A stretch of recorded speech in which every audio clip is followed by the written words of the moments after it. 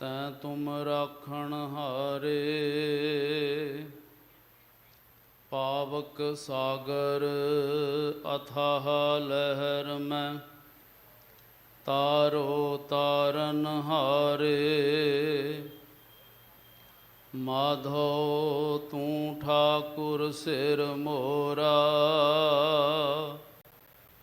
ਇਹਾਂ ਊਹਾਂ ਤੁਹਾਰੋ ਤੋਰਾ। ਕੀਤੇ ਕੋ ਮੇਰਾ ਸੰਮਾਨੈ, ਕਰਨਹਾਰ ਤ੍ਰਿਣ ਜਾਣੈ। ਤੂੰ ਦਾਤਾ ਮੰਗਨ ਕੋ ਸਗਲੀ, ਦਾਨ ਦੇ ਪ੍ਰਭ ਭਾਨੈ। ਖਿਨ ਮੈਂ ਅਵਰ ਖਿਨ ਮੈਂ ਅਵਰਾ, ਅਚਰਜ ਚਲਤ ਤੁਮਾਰੇ। ਰੂੜੋ ਗੂੜੋ ਗਹਿਰ ਗੰਭੀਰੋ, ਊਚੋ ਅਗੰਮ ਅਪਾਰੇ। ਸਾਧ ਸੰਗ ਜੋ ਤੁਮੈ ਮਿਲਾਇਓ, ਤੋ ਸੁਣੀ ਤੁਮਾਰੀ ਬਾਣੀ। ਆਨੰਦ ਭਇਆ ਪੇਖਤ ਹੀ ਨਾਨਕ, ਪ੍ਰਤਾਪ ਪੁਰਖ ਨਿਰਬਾਣੀ। ਕੋਟ ਪਰਾਧ ਹਮਾਰੇ ਖੰਡੋ, ਅਨਕ ਵਿਧि ਸਮਝਾਵੋ। ਹਮ ਅਗਿਆਨ ਅਲਪ ਮਤ ਥੋਰੀ, ਤੁਮ ਆਪਨ ਬਿਰਦ ਰਖਾਵੋ। ਹਮ ਅਗਿਆਨ ਅਲਪ ਮਤ ਥੋਰੀ, ਤੁਮ ਆਪਨ ਬਿਰਦ ਰਖਾਵੋ।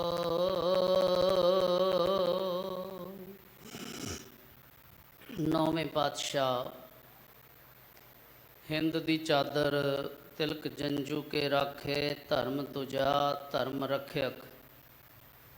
ਧੰਨ ਧੰਨ ਸਾਹਿਬ ਸ੍ਰੀ ਗੁਰੂ ਤੇਗ ਬਹਾਦਰ ਸਾਹਿਬ ਮਹਾਰਾਜ ਜੀ ਦੇ ਮਹਾਨ ਪਾਵਨ ਪਵਿੱਤਰ ਸ਼ਹੀਦੀ ਅਸਥਾਨ ਗੁਰਦੁਆਰਾ ਸੀਸਗੰਜ ਸਾਹਿਬ ਜੀ ਵਿਖੇ ਜੁਗੋ ਜੁਗ ਅਟਲ ਸਤਿਗੁਰੂ ਦਸਾਂ ਪਾਤਸ਼ਾਹੀਆਂ ਦੀ ਜੋਤ, ਧੰਨ ਧੰਨ ਸਾਹਿਬ ਸ੍ਰੀ ਗੁਰੂ ਗ੍ਰੰਥ ਸਾਹਿਬ ਮਹਾਰਾਜ ਜੀ ਦੀ ਪਾਵਨ ਪਵਿੱਤਰ ਗੋਦ ਦਾ ਨਿਗਮਾਨ ਰਹੀ ਪਰਮ ਸਤਿਕਾਰਯੋਗ ਗੁਰੂ ਰੂਪ ਗੁਰੂ ਖਾਲਸਾ ਸਤ ਸੰਗਤ ਜੀ, ਨਿਮਰਤਾ ਸਹਿਤ ਗੁਰੂ ਫਤਿਹ ਪ੍ਰਵਾਨ ਕਰੋ ਜੀ। ਵਾਹਿਗੁਰੂ ਜੀ ਕਾ ਖਾਲਸਾ, ਵਾਹਿਗੁਰੂ ਜੀ ਕੀ ਫਤਿਹ। ਧੰਨਤਾ ਯੋਗ ਹੋ। ਅੰਮ੍ਰਿਤ ਵੇਲੇ ਦੇ ਦੀਵਾਨਾਂ ਦੀਆਂ ਹਾਜ਼ਰੀਆਂ ਭਰਦੇ ਹੋਏ ਗੁਰੂ ਕਾ ਜਸ ਸ਼ਰਵਣ करके अपने जीवन सफला कर रहे हो। गुरु के हजूरी कीर्तनिया ने आसा जी दी वार दा शब्द कीर्तन बहुत ही मिठी लय दे विच आप जी नूं शरवण करवाया है। समा है लड़ीवार गुर शब्द दी विचार दा। धन गुरु तेग बहादुर साहब महाराज रहमत करन सिर ते मेहरां भरिया हथ रख के शब्द दी विचार ਕਰਨ ਅਤੇ ਸੁਣਨ ਦੀ ਆਪ ਸਮਰੱਥਾ ਬਖਸ਼ਿਸ਼ ਕਰਨ। ਸ਼ਬਦ ਆਪ ਜੀ ਨੂੰ ਸਤਿਕਾਰਯੋਗ ਭਾਈ ਸਵਿੰਦਰ ਸਿੰਘ ਜੀ, ਉਹਨਾਂ ਨੇ ਹੁਕਮਨਾਮੇ ਦੇ ਰੂਪ ਵਿੱਚ ਸ਼ਰਵਣ ਕਰਵਾਇਆ ਹੈ। ਮਨ ਬਿਰਤੀਆਂ ਦੀ ਇਕਾਗਰਤਾ ਵਾਸਤੇ ਆਓ ਸਾਰੇ ਮਿਲ ਕੇ ਰਸਨਾ ਪਵਿੱਤਰ ਕਰੀਏ। ਉਚਾਰਨ ਕਰੋ ਜੀ ਸਤਨਾਮ ਵਾਹਿਗੁਰੂ ਜੀ, ਸਤਨਾਮ ਵਾਹਿਗੁਰੂ ਜੀ। ਸਤਿਗੁਰੂ ਪੰਚਮ ਪਾਤਸ਼ਾਹ ਸਾਹਿਬ ਸ੍ਰੀ ਗੁਰੂ ਅਰਜਨ ਦੇਵ ਮਹਾਰਾਜ ਜੀ ਦੀ ये जो लिखी हुई गौड़ी की वार है, श्लोक भी ये पंचम पातशाह जी दे ने। श्लोक महला पंजवां। जाचड़ी सासार जो जा चंदी हेकड़ो, गाली ब्या विकार नानक धनी विहूणियाँ। जाचड़ी तो भाव है जाचना, अरदास, मंग। सतगुरु समझा रहे आ भी जे मंगण आए हाँ ते गुरु कोलों मंगना की है? सार वस्तु मंगनी है, जिहदा कोई तत्त निकलदा होवे, जिहदा साडी जिंदगी दे विच कोई लाभ होने वाला होवे, वो चीज़ मंगीए। जे अरदास करनी लगे हाँ, जे तरला गुरु अगे लै रहे हैं, फिर वो चीज़ मंगीए जिहड़ी सार वस्तु है, तत्त वस्तु है, सदा निभण वाली वस्तु है, लोक परलोक विच सहाई होने वाली वस्तु है, वो मंगीए गुरु कोलों। जे मंगण ही आए हैं तो मांगना मांगन नीका हर जस गुर ते मांगना। जे मंगण ही आए हैं तो फिर गुरु कोलों वो चीज़ मंग लईए, वो रब दी उस्तति, रब दी कीर्ति, रब दा नाम, सेवा सिमरन बंदगी मंगीए, क्योंकि ये फिर सारा कुछ ही आ जाता है। जे होर वस्तां मंगते रवांगे, समा साडा निकल जाएगा, जिहड़ी तत्त वस्तु सी उहदे तो वांझे रह जावांगे। कहंदे एक मंगता किसी राजे दे दरबार विच पहुंचिया ते उत्थे जाके कहंदा जी मैनू छटाकी एक चीनी दे दिओ, मैं शरदाई घोटनी है। हुण राजे दे दरबार विच गया सी, हुण गुरु दे दरबार विच आईए निक्कियां निक्कियां चीज़ां मंगण लग पईए। गुरु साहब ते गुरु हरगोबिंद साहब महाराज जी की गाथा आपां पढ़दे हैं ना। सिख नूं कहा सी गुरु साहब ने कि जपजी साहब शुद्ध टिक के एकागर हो के सुनाओ, तो गुरु साहब अपनी गुरता गद्दी देण वास्ते तैयार हो गए सी। ये गल वखरी है कि अखीरी पौड़ी ते आके सिख दे मन विच वो 1.25 लाख वाला घोड़ा 1.25 लाख की जीन समेत मंगण की इच्छा हो गई। थोड़ा मंग लिया। गुरु साहब बहुत वड्डा देना कई बार सानू चाहुंदे, आपां छोटी मंग रख लैने आ। राजे कोल गया, कहन लगा छटाकी कि चीनी दिओ राजन, शरदाई घोटनी है।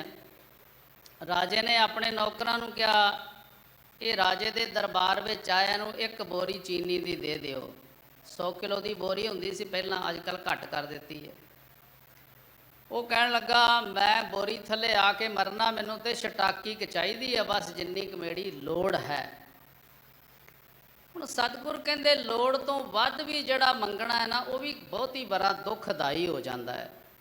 गुरु नूं पता है कि उन्हें की देना है, कित्थे कि जे सानू रखेगा तो साडी जिंदगी जिहड़ी है बिल्कुल संतुलन विच रहेगी। हुण राजे ने कहा फिर तेरे कोल जिहड़ा भांडा है ना, वो भांडे च पवा ला। हुण उहदे कोल भांडा भी नहीं है, उहदे कोल कोई कपड़ा भी नहीं है जिहदे विच वो चीनी पा ले। कहण लगा राजन भांडा भी तुसीं दोगे। बिल्कुल ऐसी जो दशा है करीबन करीबन साडी भी है। असी गुरु दे कोल आए हाँ ते असी गुरु कोलों पता की मंगना है। सब तो पहला भी गुरु साहब सब तो पहला सानू भांडा दे जिहदे विच असी तेरे कोलों वस्त पवा सकीए। हुण भांडा किहड़ा है? भांडा है मत दा, सुमत दा कि हे गुरु तेग बहादुर साहब तेरे दरबार विच आए आ ते सानू भांडा दे, सुमत दे, मत दे ऐसी कि इस भांडे विच जो भी असी सुणीए वो असी इस भांडे दे विच पवा लईए, जो भी पढ़ीए वो इस भांडे दे विच पै जावे। गुरु साहब ने बाणी विच इस गल नूं खोल के लिखिया, पाठ पढ़ियो और वेद विचारियो निवल भयंगम साधे पंच जना स्यो संग ना छुटक्यो अधक अहंग बुद्ध बांधे प्यारे इन विद मिलन ना जाई मैं किए कर्म अनेका हार परयो स्वामी कै द्वारा दीजै बुद्ध विवेका। गुरु कोलों बुद्ध सुमत मंगनी है कि गुरु साहब मैं सेवा फेर करांगा, पहला मैनू सेवा करन दी मत दे। मैं सिमरन फेर करांगा, मैनू पहला सिमरन करन दी मत दे। बुद्ध दे मैनू कि मैं सिमरन कर सकां, मैं सेवा कर सकां। हे परमात्मा मैनू तू दर्शन उदों दई जदों मैनू पहला अखां देंगा। लोयण लोई डिठ मैं प्यास न बूझै मूँह घणी नानक से अखड़ियाँ बेअन जिन्हें डिसंदो माँ पेरी। वो अखां होर ने। आज इन्हां अखां नाल संसार वेखदे, गुरु साहब कहंदे ये अखां नहीं। गुरु कोलों अखां मंगणियां ने। गुरु साहब अपना दर्शन देण तो पहला सानू अखां भी दे, सानू सुमत दे, सानू मत दे। क्योंकि जिन्ना चਿਰ सानू तू सुरत नहीं देगा, सोझी नहीं देगा, उन्ना चਿਰ असी ना ते सिमरन कर सकांगे, ना असी बाणी कथा सुन सकांगे, ना असी सेवा कर सकांगे। सेवा करांगे ते हौमे विच आ जावांगे। सेवा उत्थे करांगे जिथे सारे वेख रहे होणगे, गैलरी विच कोई नहीं जाएगा, उपर छत ते कोई नहीं जाएगा जिथे कोई नहीं वेखदा। सेवा आपां की आ विखावे तक सीमित हो जाएंगे जे गुरु ने सानू सुमत नहीं दिती। आ गैलरी है, पाठां वाले कमरे ने, इत्थे सेवा करो। उपर छत ते निशान साहब है, उत्थे बिठा हुंदियां ने, उत्थे सेवा करो। कल मैं देखा गुरुद्वारा रकाबगंज साहब सेवा चलती पई है, चारे पासे शैटरिंग लगी हुई है और उहदे ते कबूतर बह के बिठा करते हैं थले परिक्रमा के अंदर। एक बजुर्ग माता, काफ़ी बजुर्ग सी, ते मैं थोड़ा टाइम सी अरदास में हले आनंद साहब नहीं सी होया, मैं बाहरली परिक्रमा दे विच घूम रहा सी। मैं देखा एक बजुर्ग माता आई, उन्होंने पानी एक भांडे में पिया होया सी। मैं क्या पता नहीं की करना इन्होंने।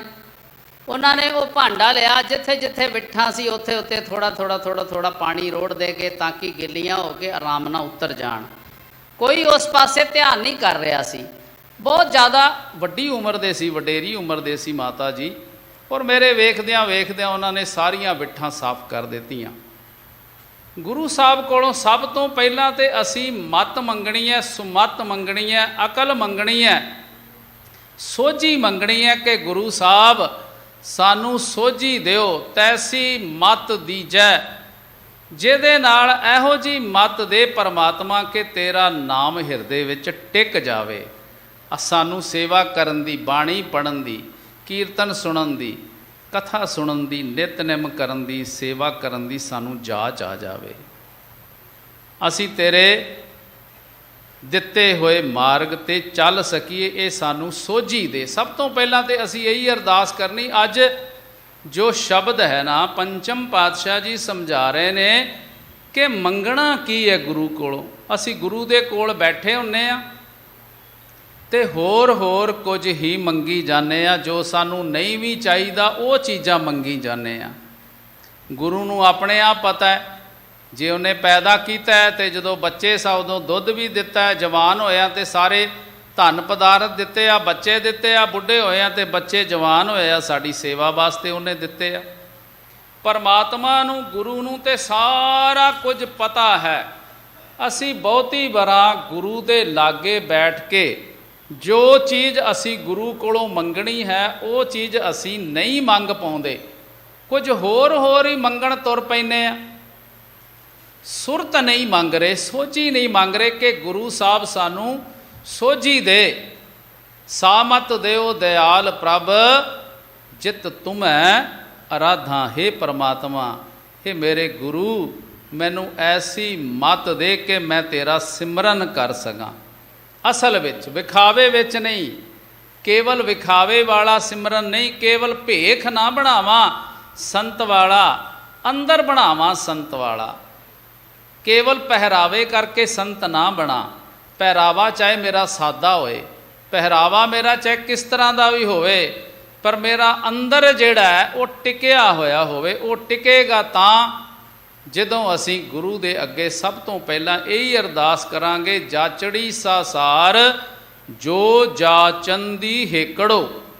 ਹੇਕੜੋ ਤੋਂ ਭਾਵ ਹੈ ਇੱਕ ਪਰਮਾਤਮਾ, ਜੋ ਪਰਮਾਤਮਾ ਮੰਗਦੀ ਹੈ, ਜੋ ਗੁਰੂ ਮੰਗਦੀ ਹੈ।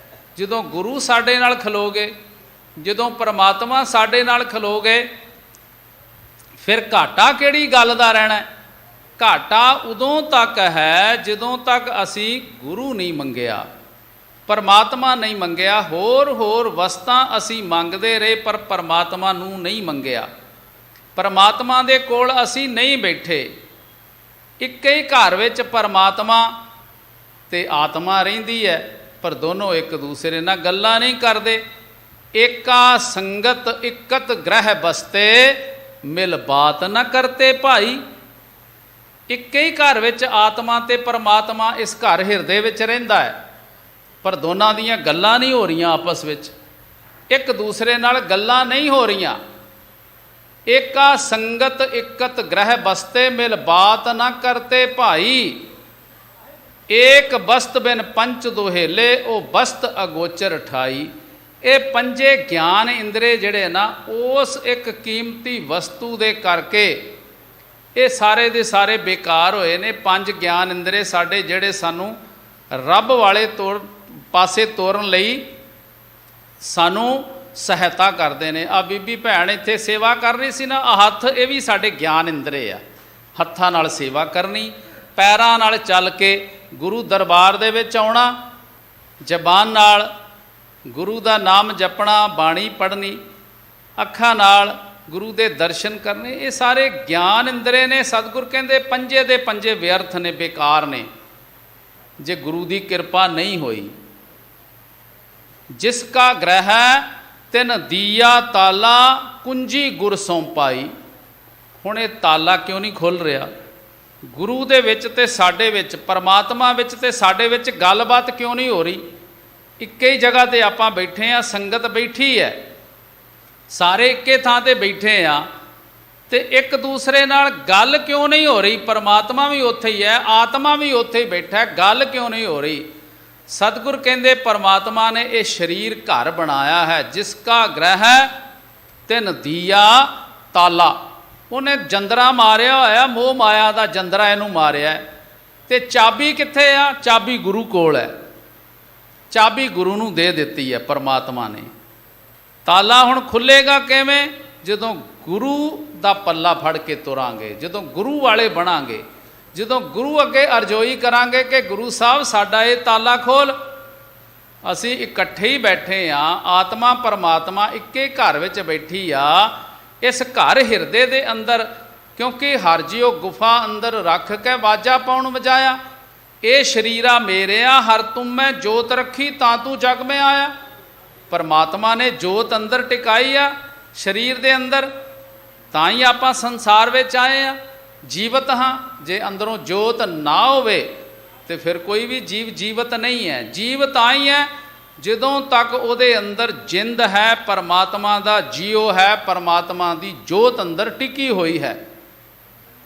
ਔਰ ਗੁਰੂ ਸਾਹਿਬ ਦਾ ਪੱਲਾ ਜਦੋਂ ਫੜ ਕੇ ਚੱਲਾਂਗੇ, ਫਿਰ ਇਹ ਜੰਦਰਾ ਖੁੱਲ੍ਹੇਗਾ, ਤਾਲਾ ਖੁੱਲ੍ਹ ਜਾਏਗਾ।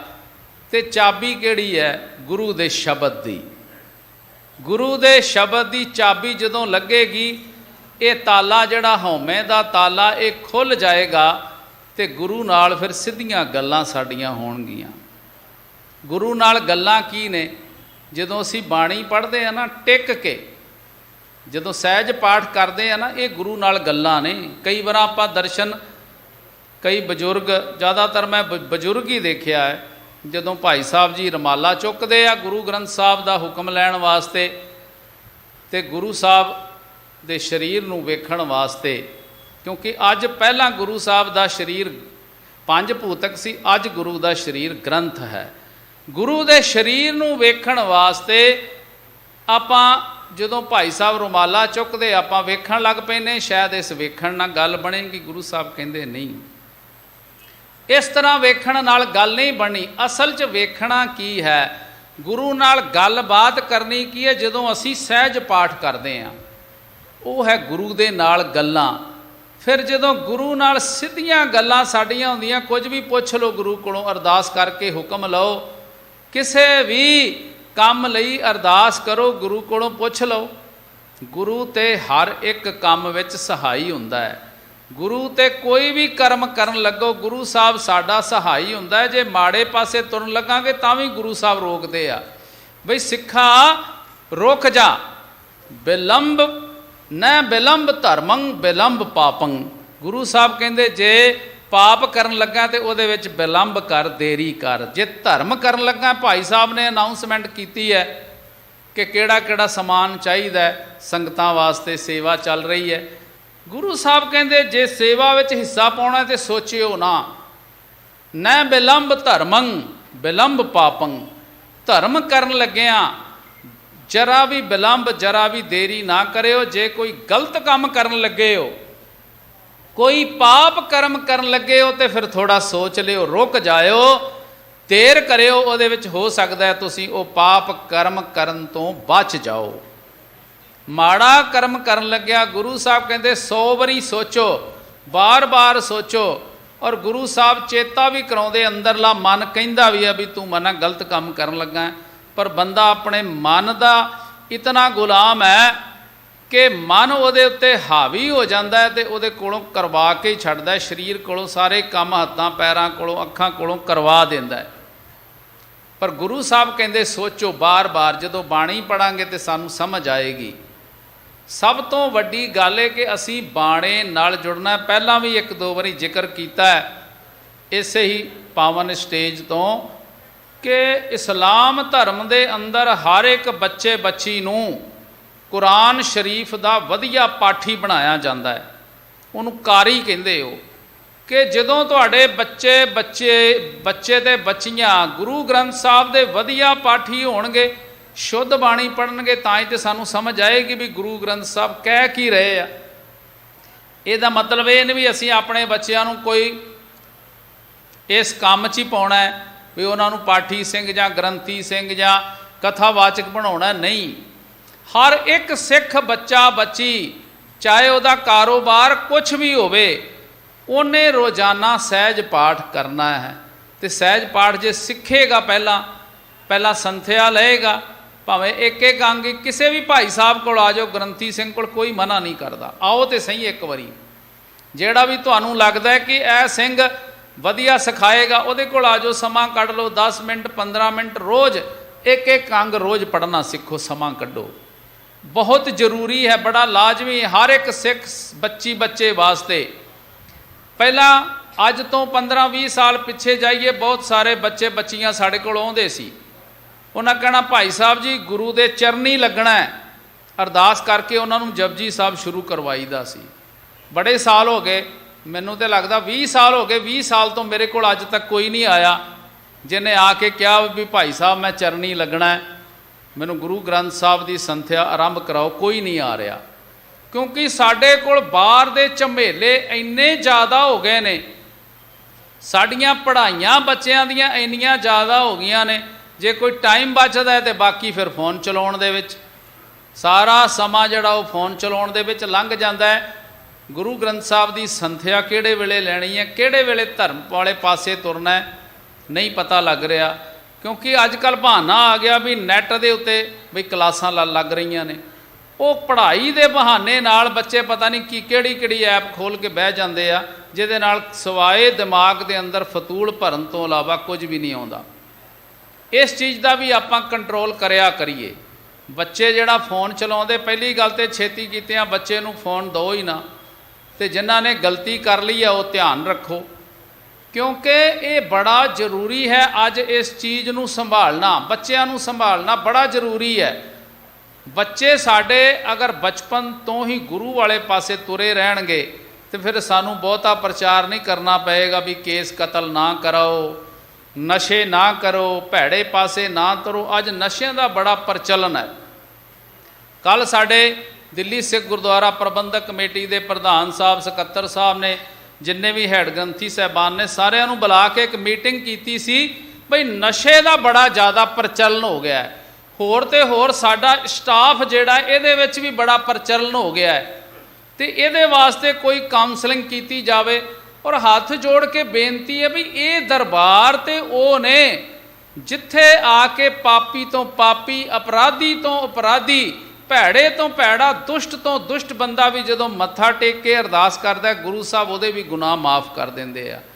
ਤੇ ਜੇ ਅਸੀਂ ਸਟਾਫ ਵਿੱਚ ਰਹਿੰਦੇ ਆ, ਰਾਤ ਦਿਨ ਗੁਰੂ ਘਰ ਵਿੱਚ ਰਹਿੰਦੇ ਆ, ਬਾਣੀ ਪੜ੍ਹਦੇ ਆ, ਸੁਣਦੇ ਆ, ਜ਼ਬਰਦਸਤੀ ਸਾਡੇ ਕੰਨਾਂ 'ਚ ਬਾਣੀ ਪੈਂਦੀ ਆ, ਤੇ ਫਿਰ ਅਸੀਂ ਵੀ ਥੋੜ੍ਹਾ ਅਸਰ ਕਬੂਲੀਏ ਤੇ ਇਹ ਜਿਹੜੀਆਂ ਭੈੜੀਆਂ ਵਾਦੀਆਂ ਨੇ ਨਾ, ਇਹਨਾਂ ਤੋਂ ਦੂਰ ਰਹੀਏ। ਕਿਉਂਕਿ ਸਾਡੇ ਵੱਲ ਵੇਖ ਕੇ ਸੰਗਤ ਨੇ ਸਿੱਖਿਆ ਲੈਣੀ ਹੈ। ਜੇ ਸਾਡਾ ਕਰੈਕਟਰ ਉੱਚਾ ਸੁੱਚਾ ਹੋਏਗਾ ਤੇ ਸਾਡੇ ਵੱਲ ਵੇਖ ਕੇ ਸੰਗਤ ਨੇ ਸਿੱਖਣਾ ਹੈ।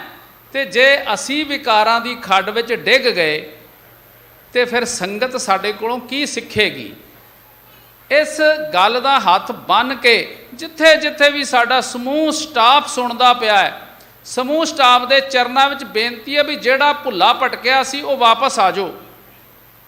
ਜਿਹੜਾ ਵੀ ਇਹਨਾਂ ਚੀਜ਼ਾਂ ਦੀ ਵਰਤੋਂ ਕਰ ਰਿਹਾ, ਇਹਨਾਂ ਚੀਜ਼ਾਂ ਨੂੰ ਤਿਆਗ ਕੇ ਵਾਪਸ ਆ ਜਾਓ, ਗੁਰੂ ਦੇ ਪੱਲੇ ਪੱਲਾ ਫੜ ਲਵੋ। ਕਿਉਂਕਿ ਗੁਰੂ ਬਖਸ਼ਿੰਦਾ ਹੈ। ਹੁਣ ਤੱਕ ਜਿਹੜੀਆਂ ਭੁੱਲਾਂ ਕੀਤੀਆਂ ਨੇ ਉਹਦੀ ਮਾਫੀ ਮੰਗ ਕੇ ਦੁਬਾਰਾ ਅੰਮ੍ਰਿਤਪਾਨ ਕਰਕੇ ਗੁਰੂ ਨੇ ਕਦੀ ਵੀ ਕੁਛ ਨਹੀਂ ਕਹਿਣਾ। ਕਿੰਨੀ ਵਾਰੀ ਭੁੱਲਾਂ ਕਰਦੇ ਆਪਾਂ, ਗੁਰੂ ਕੋਲ ਫਿਰ ਬਖਸ਼ਾ ਲੈਂਦੇ ਅਰਦਾਸ ਕਰਕੇ। ਇਹ ਬੇਨਤੀ ਹੈ ਇੱਕ, ਮੈਂ ਆਪਣੇ ਆਪ ਨੂੰ ਵੀ ਕਰਦਾ, ਜੇ ਮੇਰੇ ਅੰਦਰ ਵੀ ਭੁੱਲਾਂ ਨੇ ਤੇ ਮੈਂ ਵੀ, ਗੁਰੂ ਸਾਹਿਬ ਮੈਨੂੰ ਵੀ ਬਖਸ਼ਣ, ਸਾਰਿਆਂ ਨੂੰ ਬਖਸ਼ਣ ਗੁਰੂ ਸਾਹਿਬ। ਅੱਜ ਦਾ ਸ਼ਬਦ ਇਹ ਹੀ ਹੈ ਕਿ ਅਰਦਾਸ ਕਰਨੀ ਹੈ ਗੁਰੂ ਦੇ ਅੱਗੇ ਕਿ ਹੇ ਪਰਮਾਤਮਾ ਸਾਡੇ ਉੱਤੇ ਬਖਸ਼ਿਸ਼ ਕਰ। ਕਈ ਵਾਰ ਕੀ ਹੁੰਦਾ, ਅਸੀਂ ਰਾਤ ਦਿਨ ਗੁਰੂ ਦੇ ਲਾਗੇ ਬੈਠੇ ਰਹਿੰਦੇ ਹਾਂ ਤੇ ਗੁਰੂ ਕੋਲੋਂ ਜਿਹੜੀ ਸੁਮੱਤ ਅਸੀਂ ਮੰਗਣੀ ਸੀ ਉਹ ਨਹੀਂ ਮੰਗ ਪਾਉਂਦੇ, ਗੁਰੂ ਕੋਲੋਂ ਜਿਹੜੀ ਅਸੀਂ ਸੁਮੱਤ ਲੈਣੀ ਸੀ ਉਹ ਨਹੀਂ ਲੈ ਪਾਉਂਦੇ। ਦਸਮ ਪਾਤਸ਼ਾਹ ਧੰਨ ਗੁਰੂ ਗੋਬਿੰਦ ਸਿੰਘ ਸਾਹਿਬ ਮਹਾਰਾਜ ਜੀ ਉਸ ਵੇਲੇ 5 ਭੂਤਕ ਸਰੀਰ ਦੇ ਅੰਦਰ ਹਾਜ਼ਰ ਨਾਜ਼ਰ ਸਨ, ਔਰ ਗੁਰੂ ਘਰ ਦੇ 2 ਸਿੱਖ ਜਿਹੜੇ ਨੇ ਉਹ ਆਪਸ ਵਿੱਚ ਝਗੜਾ ਕਰਦੇ ਪਏ ਨੇ। ਉਹ ਝਗੜਾ ਕਿਹੜੀ ਗੱਲ ਦਾ, ਗੁਰੂ ਸਾਹਿਬ ਛੱਤ ਤੇ ਖਲੋਤੇ ਨੇ, ਉਹਨਾਂ ਦਾ ਝਗੜਾ ਸੁਣਦੇ ਪਏ ਬੜੇ ਧਿਆਨ ਨਾਲ। ਦਸਮ ਪਾਤਸ਼ਾਹ, ਇੱਕ ਦਾ ਸਿੱਖ ਦਾ ਨਾਂ ਹੈ ਮਾਲਾ ਸਿੰਘ ਤੇ ਇੱਕ ਦਾ ਨਾਂ ਹੈ ਲਾਹੌਰਾ ਸਿੰਘ। ਝਗੜਾ ਕੀ ਹੈ ਵੀ ਲਾਹੌਰਾ ਸਿੰਘ ਜਿਹੜਾ ਉਹ ਗੁਰੂ ਕੇ ਸਾਹਿਬਜ਼ਾਦਿਆਂ ਦਾ ਖਿਡਾਵਾ ਸੀ। ਝਗੜਾ ਕਿੱਥੋਂ ਸ਼ੁਰੂ ਹੋਇਆ ਸੀ ਵੀ ਲਾਹੌਰਾ ਸਿੰਘ ਨੇ ਮਾਲਾ ਸਿੰਘ ਨੂੰ ਪੁੱਛਿਆ ਵੀ ਤੇਰੇ ਕੋਲ ਕੁਝ ਪੈਸੇ ਹਨ? ਕਹਿਣ ਲੱਗਾ ਹੈਗੇ ਆ। ਕਹਿੰਦਾ ਫਿਰ 100 ਰੁਪਈਆ ਜਿਹੜਾ ਮੈਨੂੰ ਉਧਾਰਾ ਦਿਓ। ਕਹਿੰਦਾ ਲੈ ਲਾ, ਪਰ ਦਵੇਂਗਾ ਕਦੋਂ? ਕਹਿੰਦਾ 2 ਮਹੀਨਿਆਂ ਬਾਅਦ ਦਵਾਂਗਾ। ਹੁਣ 2 ਮਹੀਨੇ ਲੰਘ ਗਏ, ਨਹੀਂ ਦਿੱਤੇ। 6 ਮਹੀਨੇ ਲੰਘ ਗਏ, ਨਹੀਂ ਦਿੱਤੇ। ਸਾਲ ਹੋ ਗਿਆ, ਸਾਲ ਬਾਅਦ ਪੁੱਛਿਆ ਭਾਈ ਲਾਹੌਰਾ ਸਿੰਘ ਜੀ ਪੈਸੇ ਵਾਪਸ ਕਰੋ। ਕਹਿਣ ਲੱਗਾ ਕਿਹੜੇ ਪੈਸੇ, ਕਿਹੜੇ ਪੈਸੇ ਵਾਪਸ ਕਰਾਂ? ਮੁੱਕਰ ਗਿਆ। ਕਹਿਣ ਲੱਗਾ ਮੈਂ ਪੈਸੇ ਵਾਪਸ ਨਹੀਂ ਕਰਨੇ। ਕਹਿਣ ਲੱਗਾ ਮੁੱਕਰ ਗਿਆ। ਕਹਿਣ ਲੱਗਾ ਮੈਂ ਜੋ ਵੀ ਕਰਦਾ ਉਹ ਗੁਰੂ ਦੇ ਬਚਨਾਂ ਅਨੁਸਾਰ, ਗੁਰੂ ਦੇ ਹੁਕਮਾਂ ਅਨੁਸਾਰ ਕਰਦਾ। ਬਾਣੀ ਵਿੱਚ ਲਿਖਿਆ ਕੇਤੇ ਲੈ ਲੈ ਮੁੱਕਰ ਪਾਹੇ। ਹੁਣ ਬਹੁਤੀ ਵਾਰ ਆਪਾਂ ਅੱਧੀ ਤੋਕੀ ਲਿਖਦੇ ਹਾਂ। ਹੁਣ ਤਾਂ ਮੈਂ ਦੇਖਿਆ ਨਹੀਂ ਗੱਡੀਆਂ ਤੇ, 2-3 ਸਾਲ ਪਹਿਲਾਂ 4 ਸਾਲ ਪਹਿਲਾਂ ਗੱਡੀਆਂ ਤੇ ਲਿਖਿਆ ਹੁੰਦਾ ਸੀ ਇਹ ਭੇ ਦਾਤ ਤੇਰੀ ਦਾਤਾਰ, ਅੱਧੀ ਤੁਕ ਲਿਖੀ ਹੈ। ਅਗਲੀ ਅੱਧੀ ਤੁਕ ਜਿਹੜੀ ਉਹ ਨਹੀਂ ਲਿਖੀ, ਕੇਤਿਆਂ ਦੁੱਖ ਭੂਖ ਸਦ ਮਾਰ ਇਹ ਭੇ ਦਾਤ ਤੇਰੀ ਦਾਤਾਰ। ਆਪਾਂ ਖਾਲੀ ਇਹ ਭੇ ਦਾਤ ਤੇਰੀ ਦਾਤਾਰ ਲਿਖਦੇ ਨੇ ਵੀ ਮਹਾਰਾਜ ਇਹ ਗੱਡੀ ਤੇਰੀ ਆ, ਤੇਰੀ ਦਾਤ ਆ, ਪਰ ਅਰਥ ਸਾਨੂੰ ਨਹੀਂ ਪਤਾ ਉਹਦਾ। ਬਈ ਹੇ ਪਰਮਾਤਮਾ, ਕਈਆਂ ਨੂੰ ਤੇ ਦੁੱਖ ਭੁੱਖ ਦੀ ਮਾਰ ਪੈਂਦੀ ਪਈ ਹੈ। ਕਈ ਬੰਦੇ ਦੁੱਖ ਦੇ ਕਰਕੇ ਦੁਖੀ ਨੇ, ਰੋਗ ਕਰਕੇ ਦੁਖੀ ਆ, ਕਈ ਰੋਟੀ ਕਰਕੇ ਦੁਖੀ ਨੇ। ਕਈਆਂ ਨੂੰ ਰੋਟੀ ਵੀ ਨਹੀਂ ਪੂਰੀ ਮਿਲਦੀ ਪਈ, ਇੱਕ ਟਾਈਮ ਹੀ ਰੋਟੀ ਮਿਲਦੀ, ਉਹ ਵੀ ਬੜੀ ਔਖੇ ਹੋ ਕੇ। ਇਹ ਭੇ ਦਾਤ ਤੇਰੀ ਦਾਤਾਰ, ਪਰਮਾਤਮਾ ਇਹ ਵੀ ਤੇਰੀ ਇੱਕ ਦਾਤ ਹੈ।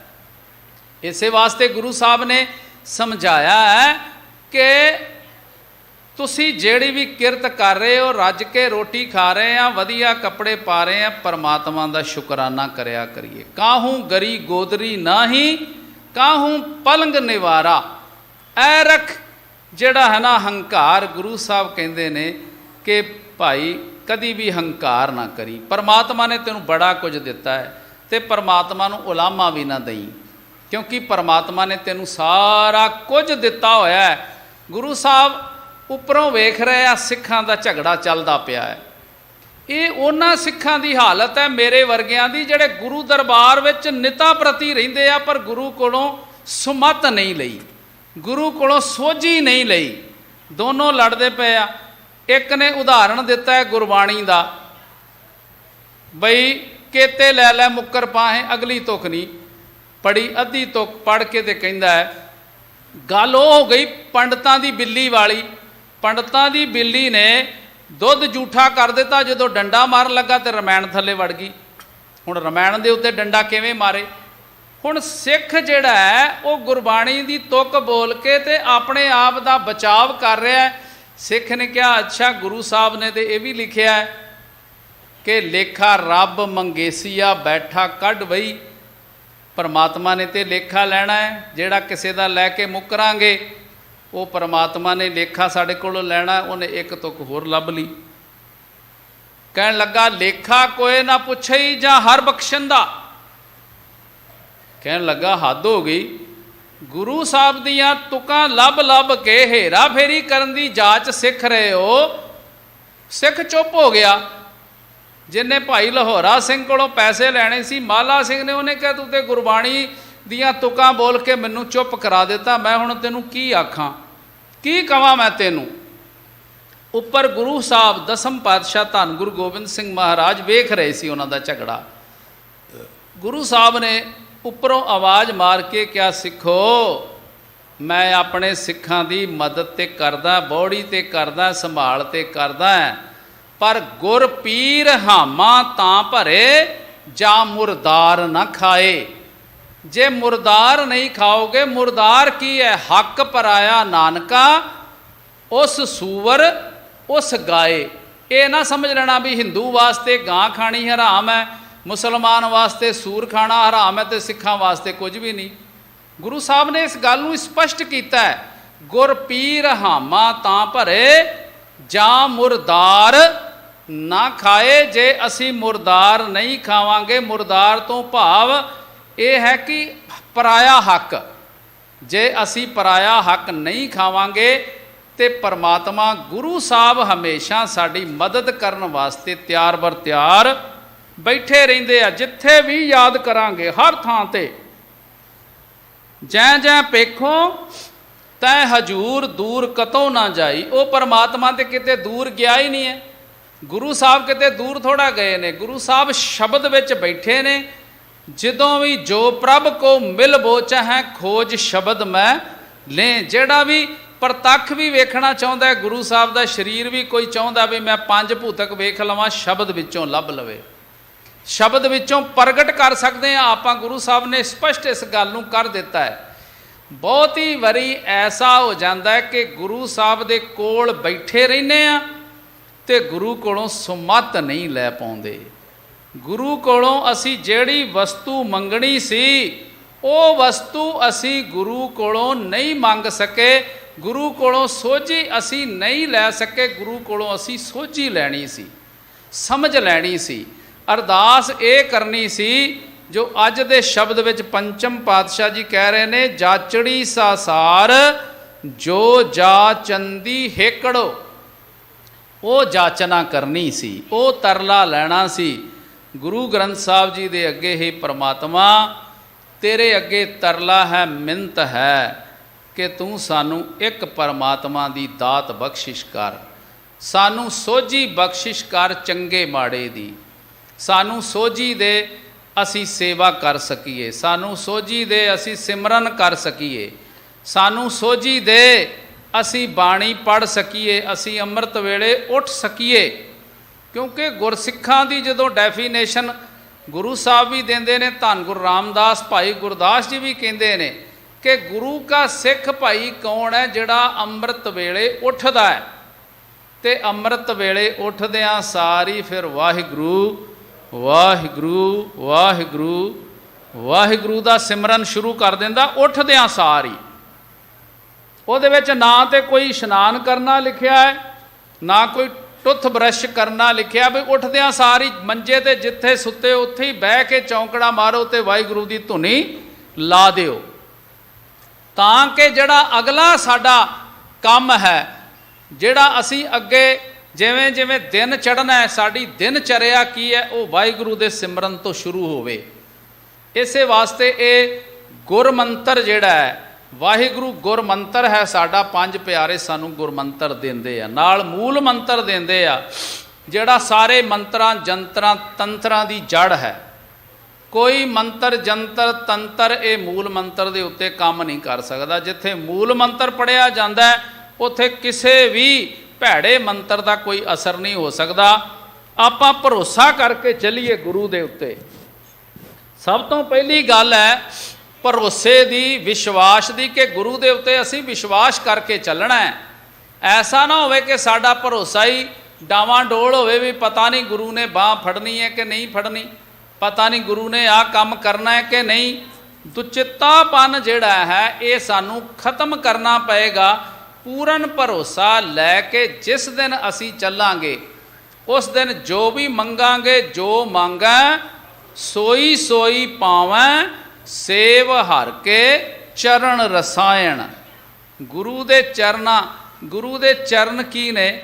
ਗੁਰੂ ਦੀ ਬਾਣੀ ਹੀ ਗੁਰੂ ਦਾ ਸਾਰਾ ਸਰੀਰ ਹੈ। ਗੁਰੂ ਦੀ ਮੱਤ ਜਿਹੜੀ ਹੈ, ਗੁਰਬਾਣੀ ਦੇ ਅੰਦਰ ਜੋ ਜੋ ਵੀ ਗੁਰੂ ਸਾਹਿਬ ਨੇ ਬਖਸ਼ਿਸ਼ਾਂ ਦਿੱਤੀਆਂ ਨੇ, ਗੁਰੂ ਸਾਹਿਬ ਕਹਿੰਦੇ ਇਹਨਾਂ ਦੇ ਨਾਲ ਜੁੜੀਏ, ਗੁਰੂ ਦੀਆਂ ਬਖਸ਼ਿਸ਼ਾਂ ਨੂੰ ਪ੍ਰਾਪਤ ਕਰੀਏ, ਭੁੱਲੇ ਨਾ ਰਹਿ ਜਾਈਏ। ਬੜਾ ਸਮਾਂ ਹੋ ਗਿਆ ਭੁੱਲੇ ਭਟਕੇ ਇੱਧਰ ਉੱਧਰ ਭਟਕਦਿਆਂ ਨੂੰ। ਗੁਰੂ ਸਾਹਿਬ ਨੇ ਤੇ ਇੱਥੋਂ ਤੱਕ ਕਿਹਾ ਕਿ ਤੂੰ ਅੰਮ੍ਰਿਤ ਦਾ ਵਪਾਰੀ ਹੈ, ਅੰਮ੍ਰਿਤ ਕਾ ਵਪਾਰੀ ਹੋਵੈ, ਕਿਆ ਮਦ ਛੂਛੈ ਭਾਉ ਧਰੈ। ਅੱਜ ਨਸ਼ਿਆਂ ਵਿੱਚ ਪ੍ਰਵਰਤ ਹੋ ਚੁੱਕੀ ਹੈ ਦੁਨੀਆ। ਗੁਰੂ ਸਾਹਿਬ ਕਹਿੰਦੇ ਸਿੱਖਾ, ਤੂੰ ਤੇ ਅੰਮ੍ਰਿਤ ਦਾ ਵਪਾਰੀ ਹੈ, ਤੂੰ ਕਿਹੜੇ ਪਾਸੇ ਤੁਰ ਪਿਆ? ਤੂੰ ਤੇ ਅੰਮ੍ਰਿਤ ਦਾ ਵਪਾਰੀ ਸੀ। ਗੁਰੂ ਨੇ ਤੇ ਤੈਨੂੰ ਨਾਮ ਬਾਣੀ ਅੰਮ੍ਰਿਤ ਨਾਲ ਜੋੜਿਆ ਸੀ। ਤੂੰ ਕਿਹੜੇ ਪਾਸੇ ਛੂਛੇ ਨਸ਼ੇ, ਝੂਠੇ ਨਸ਼ੇ ਜਿਹੜੇ ਸਵੇਰਾ ਪੀਤਾ ਸ਼ਾਮ ਨੂੰ ਉਤਰ ਜਾਂਦਾ, ਸ਼ਾਮ ਨੂੰ ਪੀਤੀ ਸਵੇਰੇ ਉਤਰ ਜਾਂਦਾ ਹੈ। ਔਰ ਸਰੀਰ ਦਾ ਜਿਹੜਾ ਬੇੜਾ ਗਰਕ ਹੁੰਦਾ ਉਹ ਵੱਖਰਾ, ਪੈਸਾ ਜਿਹੜਾ ਖਰਾਬ ਹੁੰਦਾ ਉਹ ਵੱਖਰਾ, ਬੁੱਧੀ ਜਿਹੜੀ ਖਰਾਬ ਹੁੰਦੀ ਉਹ ਵੱਖਰੀ।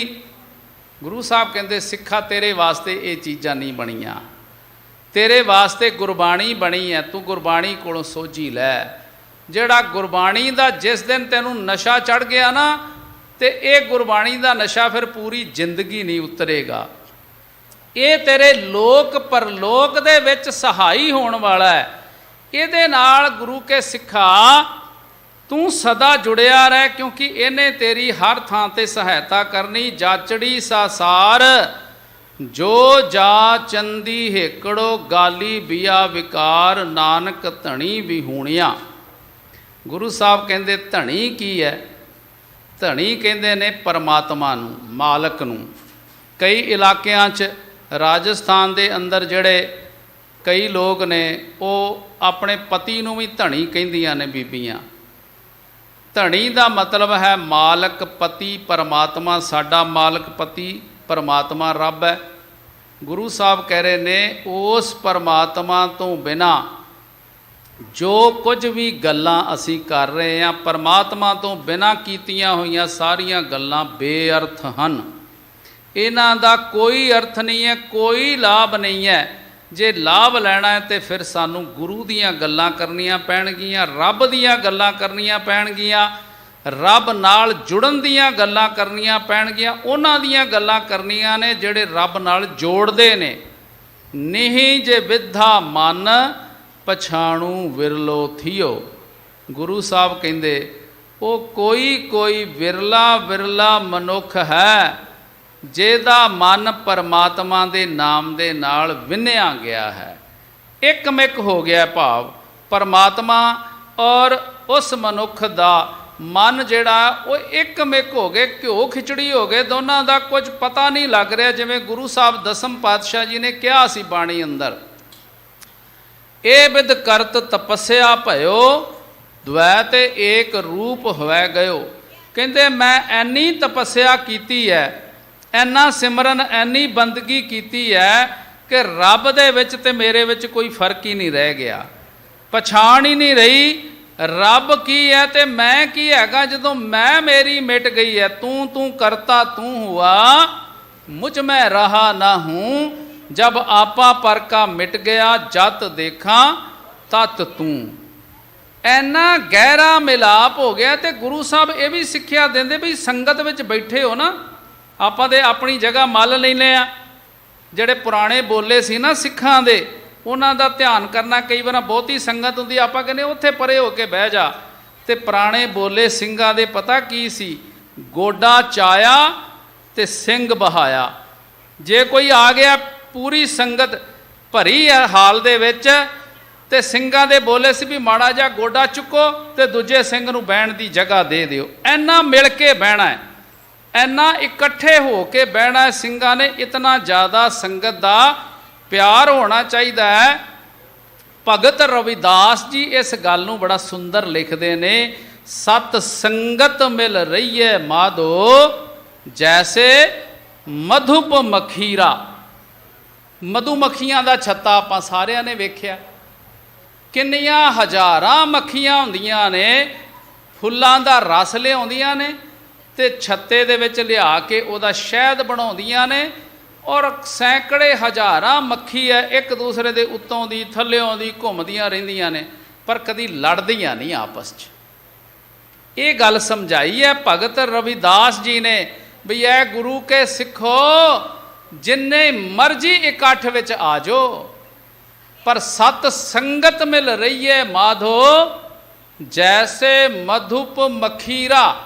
ਸ਼ਹਿਦ ਦੀਆਂ ਮੱਖੀਆਂ ਵਰਗਾ ਪਿਆਰ ਹੋਣਾ ਚਾਹੀਦਾ। ਜਥੇਬੰਦੀਆਂ ਜਿੰਨੀਆਂ ਮਰਜ਼ੀ ਬਣ ਜਾਣ, ਭਾਵੇਂ 100 ਬਣ ਜਾਣ, ਪਰ ਪੰਥ ਇੱਕੋ ਹੀ ਹੋਣਾ ਚਾਹੀਦਾ ਹੈ। ਸਾਰਿਆਂ ਦਾ ਜੋ ਟਾਰਗੇਟ ਹੈ ਕਿ ਸਿੱਖੀ ਦਾ ਪ੍ਰਚਾਰ, ਉਹ ਸਾਰਿਆਂ ਦਾ ਇੱਕ ਹੀ ਹੋਣਾ ਚਾਹੀਦਾ। ਪੰਥ ਦੀ ਸੰਭਾਲ, ਸਿੱਖੀ ਦੀ ਸੰਭਾਲ, ਉਹ ਟਾਰਗੇਟ ਸਾਰਿਆਂ ਦਾ ਇੱਕ ਹੋਣਾ ਚਾਹੀਦਾ ਹੈ। ਚਾਹੇ ਜਥੇਦਾਰੀਆਂ ਕਿੰਨੀਆਂ ਵੀ ਹੋ ਜਾਣ, ਚਾਹੇ ਕਿੰਨੀਆਂ ਵੀ ਪਾਰਟੀਆਂ ਬਣ ਜਾਣ, ਪਰ ਮਕਸਦ ਸਾਰਿਆਂ ਦਾ ਇੱਕ ਹੋਣਾ ਚਾਹੀਦਾ ਹੈ। ਮਿਸਲਾਂ ਵੀ ਬਹੁਤ ਸਾਰੀਆਂ ਸੀ, ਪਰ ਸਭ ਦਾ ਟਾਰਗੇਟ ਇੱਕ ਹੀ ਹੁੰਦਾ ਸੀ, ਖਾਲਸਾ ਪੰਥ ਦੀ ਚੜ੍ਹਦੀ ਕਲਾ ਦੀ ਗੱਲ ਕਰਨੀ। ਇਹੋ ਗੱਲ ਭਗਤ ਰਵਿਦਾਸ ਜੀ ਨੇ ਕਿਹਾ ਵੀ ਗੁਰੂ ਕੇ ਪਿਆਰਿਓ, ਪਿਆਰ ਵਧਾਓ ਆਪਸ 'ਚ। ਸ਼ਹਿਦ ਦੀਆਂ ਮੱਖੀਆਂ ਕੋਲੋਂ ਸਿੱਖਿਆ ਲਈਏ।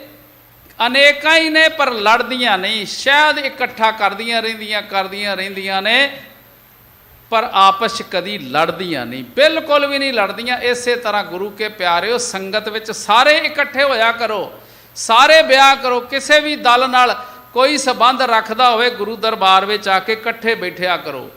ਇਕੱਠੇ ਬਹਿ ਕੇ ਬਾਣੀ ਸੁਣੋ, ਕਥਾ ਸੁਣੋ, ਵਿਚਾਰ ਸੁਣੋ, ਗੁਰੂ ਕੀ ਮੱਤ ਗ੍ਰਹਿਣ ਕਰੋ, ਸਿੱਖੀ ਦੇ ਪ੍ਰਚਾਰ ਵਾਸਤੇ ਵਿਚਾਰ ਕਰੋ, ਪੰਥ ਦੀ ਚੜ੍ਹਦੀ ਕਲਾ ਦੀ ਵਿਚਾਰ ਕਰੋ। ਬੈਠ ਕੇ ਆਪਣੀ ਆਪਣੀ ਡਫਲੀ, ਆਪਣਾ ਆਪਣਾ ਰਾਗ ਵਜਾਉਂਦੇ ਰਵਾਂਗੇ ਨਾ, ਤੇ ਪੰਥ ਪਿੱਛੇ ਚਲਾ ਜਾਏਗਾ। ਅੱਜ ਇਸ ਗੱਲ ਦਾ ਬੜਾ ਧਿਆਨ ਰੱਖਣਾ ਬੜਾ ਜ਼ਰੂਰੀ ਹੈ। ਔਰ ਇਹ ਮੱਤ ਕਿੱਥੋਂ ਆਉਣੀ ਹੈ? ਜਦੋਂ ਗੁਰੂ ਦੀ ਬਾਣੀ ਪੜਾਂਗੇ, ਗੁਰੂ ਦੀ ਬਾਣੀ ਸੁਣਾਂਗੇ। ਜੋੜਨ ਹਾਰਾ ਸੰਤ, ਨਾਨਕ ਪਾਧਰ ਪਧਰੋ। ਸੰਤ ਕੌਣ ਹੈ? ਜਿਹੜਾ ਰੱਬ ਨਾਲ ਜੁੜਿਆ ਹੈ, ਜਿਹਨੇ ਗੁਰੂ ਕੋਲੋਂ ਸੋਝੀ ਪ੍ਰਾਪਤ ਕਰ ਲਈ ਹੈ, ਜਿਹਨੂੰ ਸਮਝ ਆ ਗਈ ਹੈ ਸੇਵਾ ਕੀ ਹੈ, ਸਿਮਰਨ ਕੀ ਹੈ, ਕਿਸ ਤਰ੍ਹਾਂ ਨਾਮ ਜਪਣਾ ਹੈ, ਕਿਸ ਤਰ੍ਹਾਂ ਸੇਵਾ ਕਰਨੀ ਹੈ ਨਿਸ਼ਕਾਮ ਹੋ ਕੇ, ਨਿਸ਼ਕਾਮ ਭਾਵਨਾ ਦੇ ਨਾਲ। ਨਿਸ਼ਕਾਮ ਭਾਵਨਾ ਦੇ ਨਾਲ ਕੀਤੀ ਹੋਈ ਸੇਵਾ ਜਿਹੜੀ ਹੈ, ਇਹਦਾ ਅਰਥ ਇਹ ਨਹੀਂ ਕਿ ਉਹ ਨਿਸ਼ਕਾਮ ਜਾਏਗੀ। ਗੁਰੂ ਸਾਹਿਬ ਕਦੀ ਉਧਾਰ ਨਹੀਂ ਰੱਖਦੇ। ਗੁਰੂ ਸਾਹਿਬ ਤੇ ਸੇਵਾ ਦਾ ਫਲ ਜ਼ਰੂਰ ਦਿੰਦੇ ਨੇ, ਭਾਵਨਾ ਨਿਸ਼ਕਾਮ ਹੋਣੀ ਚਾਹੀਦੀ ਹੈ। ਗੁਰੂ ਸਾਹਿਬ ਦੱਸ ਰਹੇ ਨੇ ਪੰਚਮ ਪਾਤਸ਼ਾਹ ਕਿ ਜਿਹੜੇ ਸੰਤ ਜਨ ਨੇ, ਉਹ ਪਰਮਾਤਮਾ ਦੇ ਘਰ ਵੱਲ ਜਾਣ ਦਾ ਸਿੱਧ ਪੱਧਰਾ ਰਾਹ ਦੱਸਦੇ ਨੇ, ਸੌਖਾ ਰਾਹ।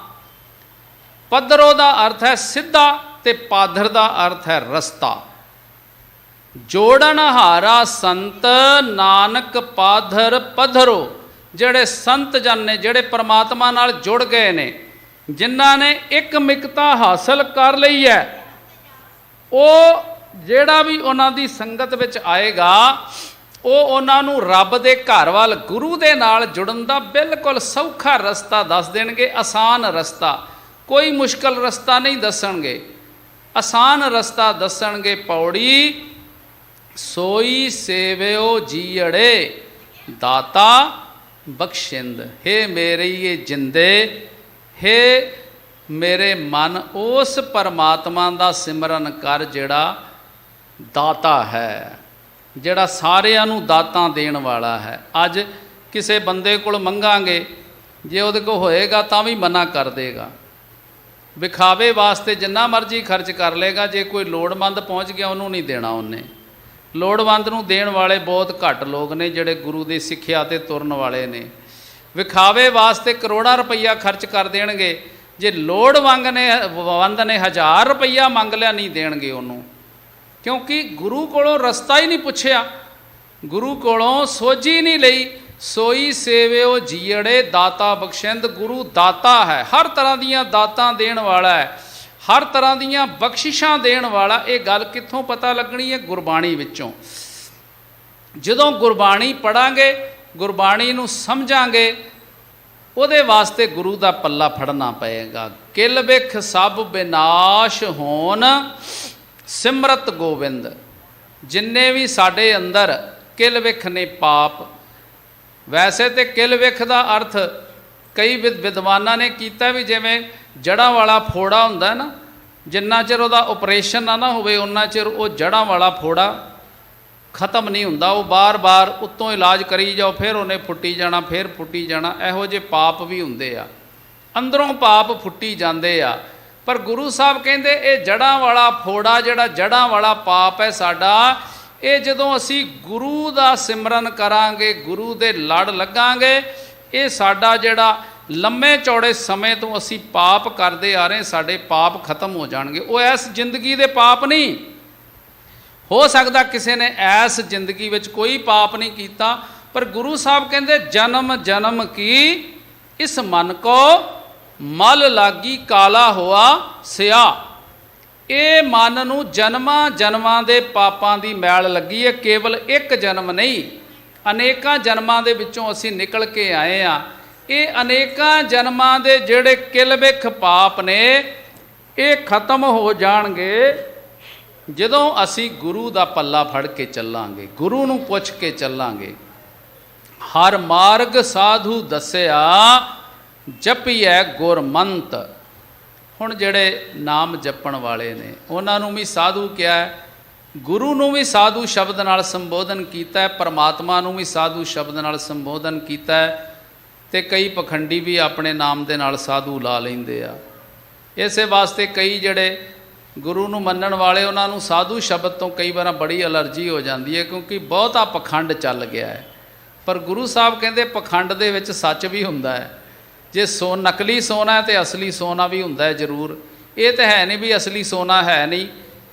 ਨਾਮ ਜਪਣ ਵਾਲੇ ਵੀ ਹੀ ਹਰ ਮਾਰਗ ਸਾਧੂ ਦੱਸਿਆ, ਗੁਰੂ ਨੇ ਸੱਚਾ ਰਸਤਾ ਦੱਸਿਆ। ਜਪੀਏ ਗੁਰਮੰਤ, ਗੁਰੂ ਦੇ ਦੱਸੇ ਹੋਏ ਮੰਤਰ ਨੂੰ, ਗੁਰੂ ਦੇ ਦੱਸੀ ਹੋਈ ਬਾਣੀ ਨੂੰ ਬਾਰ-ਬਾਰ ਜਪਣਾ ਕਰੀਏ। ਮਾਇਆ ਸਵਾਦ ਸਭ ਫਿੱਕਿਆ ਹਰ ਮਨ ਭਾਵੰਦ। ਜਿਹੜੀ ਮਾਇਆ ਦੇ ਸਵਾਦ ਸਾਨੂੰ ਬੜੇ ਸਵਾਦਲੇ ਲੱਗ ਰਹੇ ਸੀ, ਬੜੇ ਸੋਹਣੇ ਲੱਗਦੇ ਸੀ ਮਾਇਆ ਦੇ ਭੋਗ, ਪਰ ਅੱਜ ਜਦੋਂ ਗੁਰੂ ਦੀ ਬਖਸ਼ਿਸ਼ ਹੋਈ ਹੈ, ਜਦੋਂ ਗੁਰੂ ਦੇ ਮਾਰਗ ਤੇ ਤੁਰੇ ਆ, ਤੇ ਇਹ ਸਾਰੇ ਦੇ ਸਾਰੇ ਮਾਇਆ ਦੇ ਜਿੰਨੇ ਵੀ ਸਵਾਦ ਸੀ ਇਹ ਅੱਜ ਸਾਨੂੰ ਸਾਰੇ ਫਿੱਕੇ ਲੱਗਣ ਲੱਗ ਪਏ ਨੇ। ਇਹ ਫੋਕਲੇ ਲੱਗਣ ਲੱਗ ਪਏ ਨੇ, ਫਿੱਕੇ ਪ੍ਰਤੀਤ ਹੋਣ ਲੱਗ ਪਏ ਨੇ। ਧਿਆਏ ਨਾਨਕ ਪਰਮੇਸ਼ਰੈ ਜਿਨ ਦਿੱਤੀ ਜਿੰਦ। ਸਤਿਗੁਰੂ ਪੰਚਮ ਪਾਤਸ਼ਾਹ ਜੀ ਸਮਝਾ ਰਹੇ ਨੇ ਕਿ ਜਿਸ ਪਰਮਾਤਮਾ ਨੇ ਸਾਨੂੰ ਜਿੰਦ ਦਿੱਤੀ ਹੈ, ਜਿਨ੍ਹੇ ਸਾਨੂੰ ਇਹ ਪੰਜ ਭੂਤਕ ਸਰੀਰ ਦਿੱਤਾ ਹੈ, ਇਸ ਸਰੀਰ ਦੇ ਅੰਦਰ ਸਾਨੂੰ ਜਿੰਦ ਟਿਕਾ ਕੇ ਦਿੱਤੀ ਹੈ, ਜਿਹਦੇ ਕਰਕੇ ਸਾਡੀ ਇੱਜ਼ਤ ਹੈ, ਜਿਹਦੇ ਕਰਕੇ ਸਾਨੂੰ ਲੋਕ ਭਾਈ ਸਾਹਿਬ ਕਹਿੰਦੇ ਆ, ਕਿਸੇ ਨੂੰ ਸਾਹਿਬ ਕਹਿੰਦੇ ਆ, ਕਿਸੇ ਨੂੰ ਮਾਂ ਕਹਿੰਦੇ, ਕਿਸੇ ਨੂੰ ਪਿਓ ਕਹਿੰਦੇ ਆ, ਕਿਸੇ ਨੂੰ ਭੈਣ, ਕਿਸੇ ਨੂੰ ਭਰਾ, ਕਿਸੇ ਨੂੰ ਦਾਦਾ, ਕਿਸੇ ਨੂੰ ਦਾਦੀ ਕਹਿ ਕੇ ਸਤਿਕਾਰ ਮਿਲਦਾ ਹੈ ਨਾ। ਇਹ ਜਿਹੜੀ ਜਿੰਦ ਹੈ ਅੰਦਰ, ਉਹਨਾਂ ਚਿਰ ਸਤਿਕਾਰ ਹੈ। ਜਿੰਨਾ ਚਿਰ ਪਰਮਾਤਮਾ ਦੀ ਦਿੱਤੀ ਹੋਈ ਜਿੰਦ ਇਸ ਸਰੀਰ ਦੇ ਅੰਦਰ ਟਿਕੀ ਹੋਈ ਹੈ, ਉਹਨਾਂ ਚਿਰ ਸਾਡਾ ਸਤਿਕਾਰ ਹੈ। जिस वेले ये जिंद अंदरों निकल गई, परमात्मा की जोत निकल गई, उस वेले मिट्टी हो जाती है। उस वेले निर्जिंद नूं कोई सत्कार नहीं देंदा, मुर्दे नूं कोई सत्कार नहीं है। जिन्ना चिर बंदा जी रहा उन्ना चिर ही सत्कार है। इस करके गुरु साहब कहते परमात्मा ने तेरे अंदर जिंद टिकाई है, उस परमात्मा का सदा सिमरन कर, उस परमात्मा दे नाल सदा जुड़, जिन्हें तेरे उत्ते रहमत करके तेरे उत्ते महान बख्शिश कीती है, रहमत कीती है, ते तेनू ये मनुखा शरीर दिता है। मनुखा शरीर किते एवें कैवें ना समझी, एक बहुत वड्डा परोपकार है परमात्मा का कि जिन्हां ने सानू 84 लाख जोनियां दे विच भरमण तो बाद ये मनुखा दे ही दिती है। तो गुरु साहब कहते इनू सांभ लईए।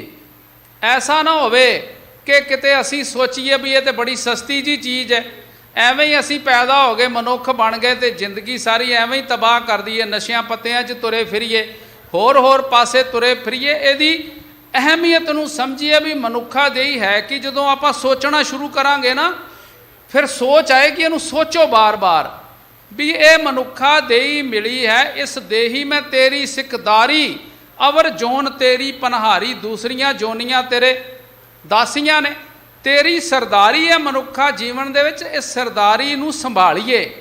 सरदारी तेनू मिली है मनुखा जीवन दे विच, ते केवल भटकण वास्ते नहीं, केवल खाने खाण वास्ते, खाण पीण वास्ते, सौण वास्ते नहीं मिली। ये मनुखा दे ही सानू परमात्मा नाल एकमिकता हासिल करन वास्ते मिली है, परमात्मा नाल एक होण वास्ते मिली है।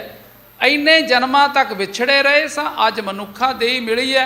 गुरु साहब कहते इनू सार्थक करिए, गुरु का पल्ला फड़ के तुरीए।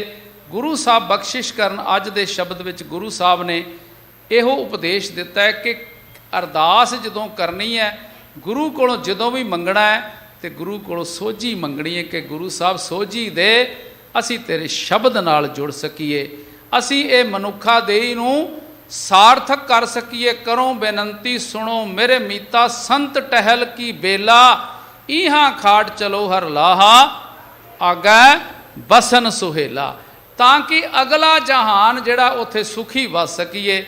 समा हो चुका है इतनी सेवा प्रवान करनी। बेअंत भुलां दी खिमा बख्शदे होए निमरता सहित गुरु फतेह प्रवान करो जी। वाहिगुरु जी का खालसा, वाहिगुरु जी की फतेह।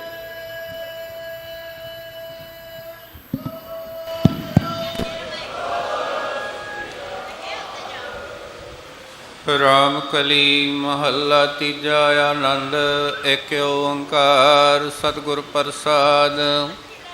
आनंद भया मेरी माए, सतगुरु मैं पाया।